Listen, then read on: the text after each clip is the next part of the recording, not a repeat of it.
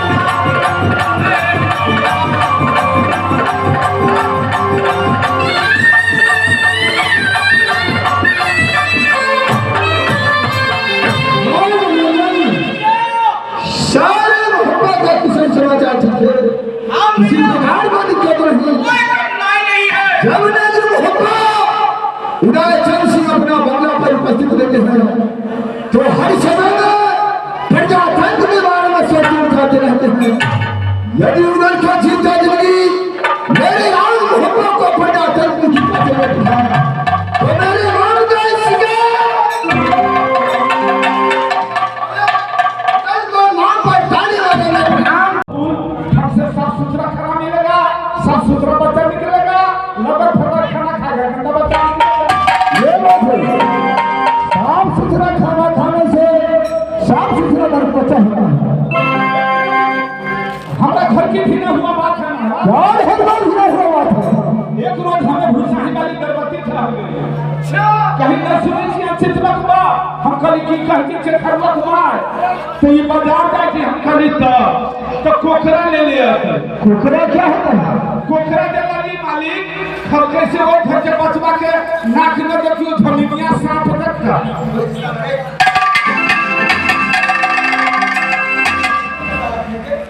तो बच्चा चल बाहर से खरीदा ये चुपचाप रहना रे मर्द बैठा तो बच्चा चल बाहर से बच्चे अच्छा तू हमर बचवा में अच्छा समाज के बेटा छहु न मेरा जी महाराज पिन के छिका लगी किसलिए ओइ में लॉकडाउन ना लागल है। अच्छा हम दिल्ली में है ओए दिल्ली गया था दिल्ली से आई ले कहा के चीज एक बजे को कोरोना धरे तो हमरा स्कूल में बंद कर देला। अच्छा हमरा जांचे लागल हमरा कोरोना ना धरे रहे तो वहां के लिए तो लॉकडाउन वाला छावा ये है ना लॉकडाउन में यही बच्चा पड़ गया ये है लॉकडाउन वाला छावा।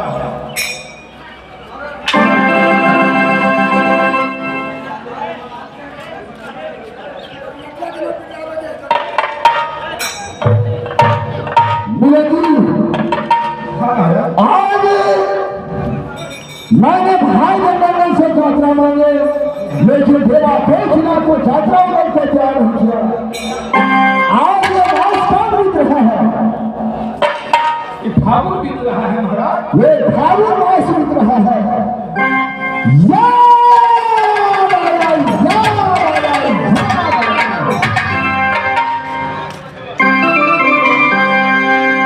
जिस समय माने मोरन वाली क्या देवी देश मोरन से देश मोहब्बत को ले त्याग किया तो मोरन के सखी सहेली कहीं जीजा जी मेरी बहन को जोड़ लेकर आप मोरन से मोहब्बत जा रहे हैं।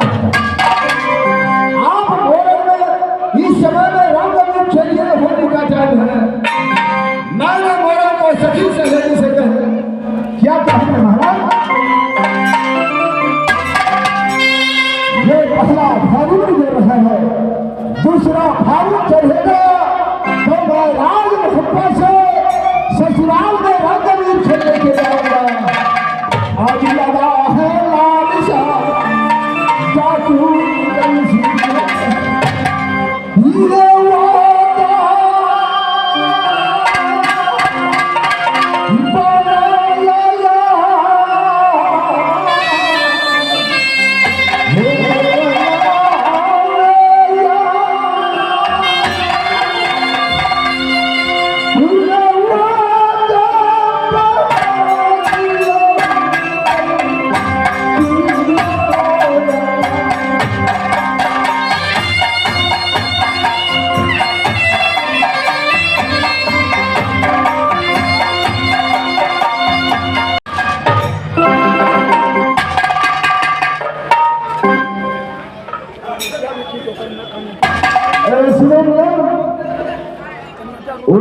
पासे के दिया था इसमें चेक लग गया